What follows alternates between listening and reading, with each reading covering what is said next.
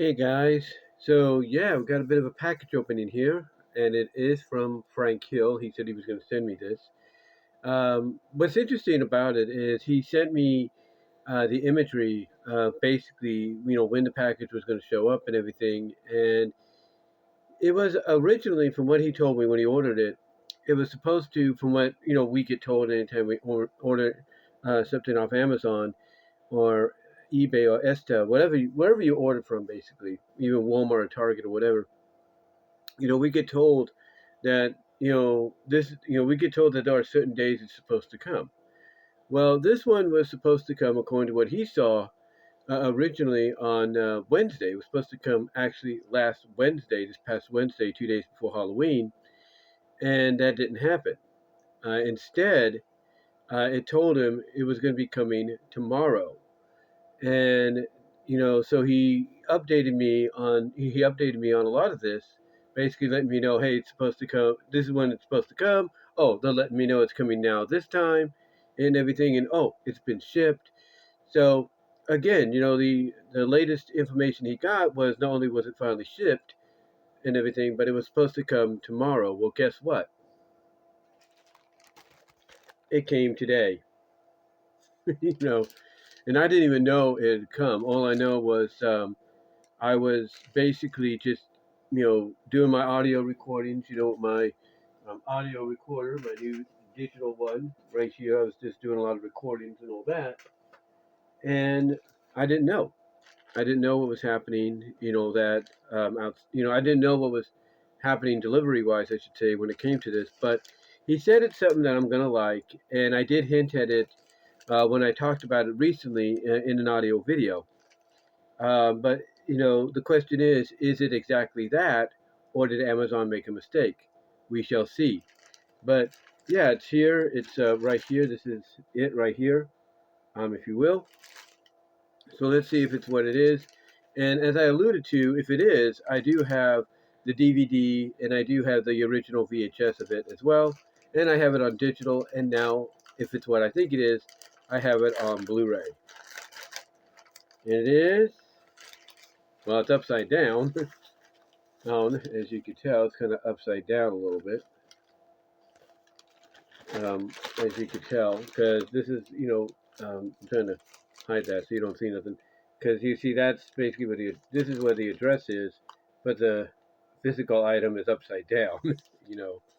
But what is it? So pull it out. And as you can tell, it's all empty. Take care of that in a minute. And it is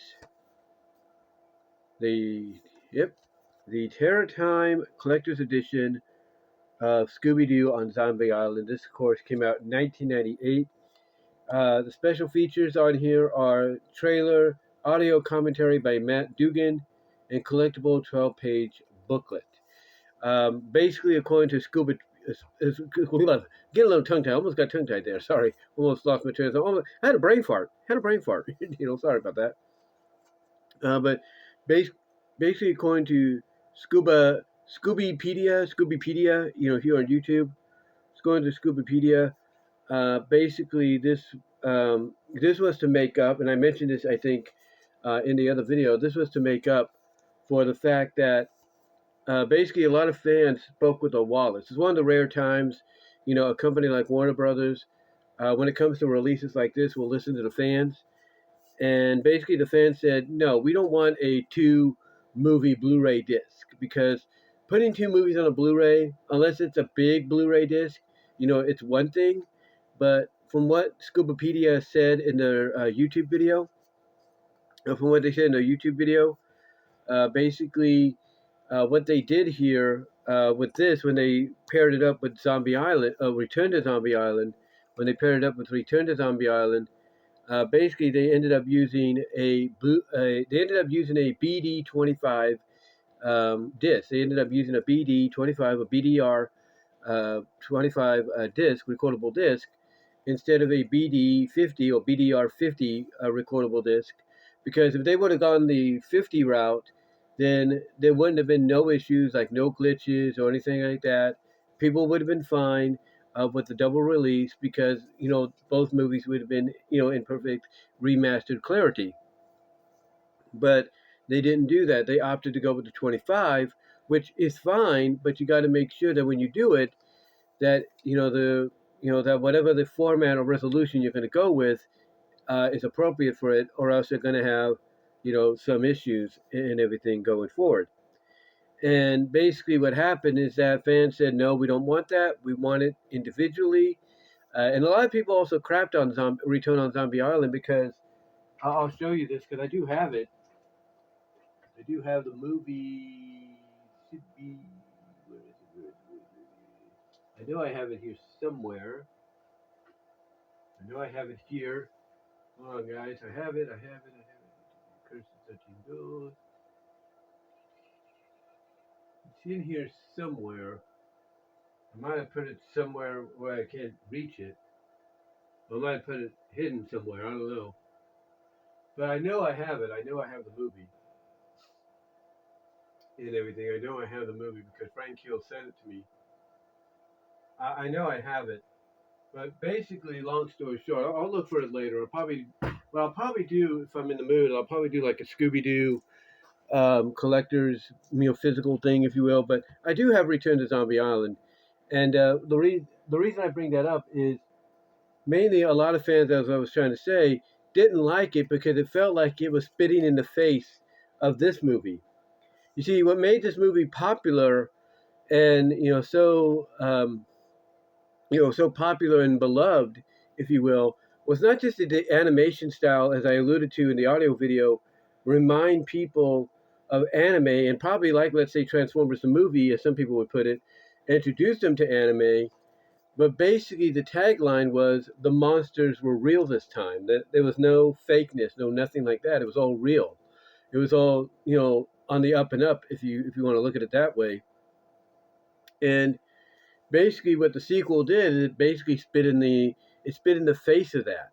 Like it did, relate to it. It did kind of acknowledge that something did go down there, but the way they made it turn out, if you will, in that sequel or pseudo sequel, as some people look at it, the way they made it the way they made it look in the long run, they basically framed it, trying to find out what words to say. The way they made the way they made it look and sound and framed it. That's what I should say right there. Basically, is the fact that the events of this movie never really happened. That's what they were trying to say. Oh, that's what I was, that's how people were looking at it. Like, basically they were framing the film, the Return of Zombie Island, as basically saying, yeah, the events of this film never really happened. It was all hallucination. Just like they did with the Curse of the 13th Ghost movie. They tried to make it to where, Daphne, Shaggy, and, Scooby, and Flim Flam and Vincent, they all, hallucinated. They all hallucinated what had happened during the 13 Ghost series, and that it never really happened. But we all know it did. We all know that in the context of the Scooby Doo continuity, it did. And so that's why people weren't too thrilled with it. They weren't too thrilled with the Return of Zombie Island because it was doing the same thing as the Curse of the 13th Ghost was doing. It was basically, slapping fans of this in the face by saying, none of this really happened. It was all fake. But it wasn't. It wasn't. And I think there were some people that worked on this original movie that felt the same way. I don't know if Matt Dugan brings it up or anything in the commentary.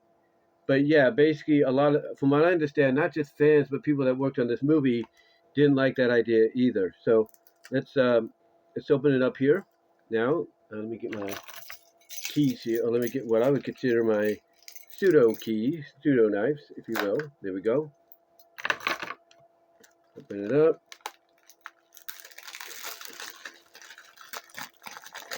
Bring that out. Put that in the trash here. That's going to be used for trash. But there it is. It's the physical disc. Well, not physical disc, but the inside of the slipcover. Open it up. There's the disc right there. And that's the one thing they did like about it, like about them doing this, is The fact that basically when the dual movie Blu-ray came out, if you will, with both Zombie Island movies, it just had the logos. It just had the titles on there behind, in front of a black background. But here it's all different. You got nice, a nice disc, if you will, and you got a nice background, if you will, as well. And you even got chapters to each scene in the movie. That's kind of cool. It's kind of cool. And yeah, there you go. Put it back in there. Perfect. It's got DTS Master Audio, yeah, DTS HD Master Audio, and it's SDH, so standard definition. It's fine. And then, of course, it came with a booklet, which I like. And this is Matt Dugan with Scooby-Doo in the opening night of the 2002 Scooby-Doo live-action film. That's Matt Dugan. And they did interview him on the Scoopopedia YouTube channel. And here we go. Basically, that's what it says about. That's what it's talking about in the in the booklet, which I think is kind of cool. Right there. I don't know if you can read that. It's pretty cool that they got that in there. Nice, colorful booklet. Really cool to have and everything. Or have included. That's something you could frame if you wanted to. Enlarge it and frame. I think that's really nice. Let's see what else we have here. Yeah, really, really nice. I like when companies do this, either it's for archives or part of a collector's edition that fans basically say, hey, we want more than just a movie, we want something in addition. So I really like it. I really like that they do this kind of stuff. They go out of the way to do this. The only hiccup that Scoopopedia said that didn't get addressed was the glitch that's in the movie. I don't know where it's in the movie yet, but they said there's a glitch that basically takes place, and it doesn't hurt the movie, it doesn't harm the movie or anything. It's just something that they didn't fix when they re-released this, and one could assume they released this maybe on once again on a BDR25 Blu-ray instead of a BDR50 or BD50 Blu-ray instead.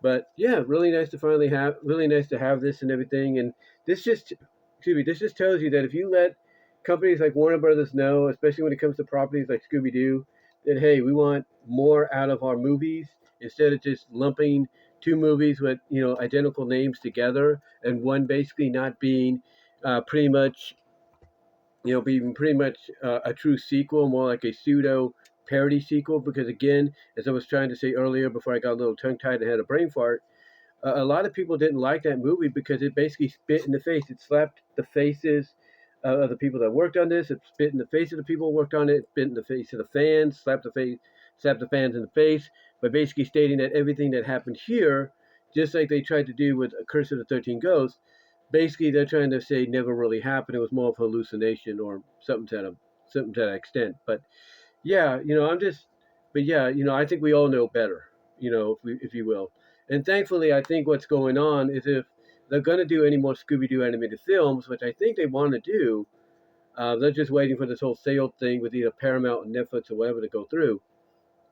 I think if they ever want to do any more of these in the future, direct-to-video movies or direct-to-streaming movies, that hopefully the reason they're taking a break now is because they're realizing, hey, fans are smart. We're not going to fool them into thinking something didn't happen when it didn't within the context of the films.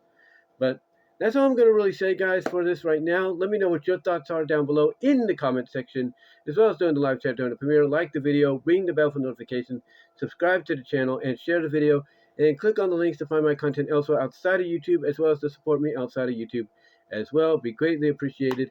And super thanks will be open in just a bit if you didn't get a chance to come on in the live chat and donate if you wanted to through super chats or say hi in the live chat.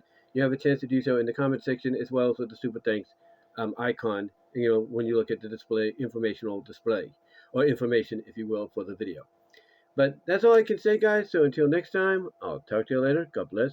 Take care.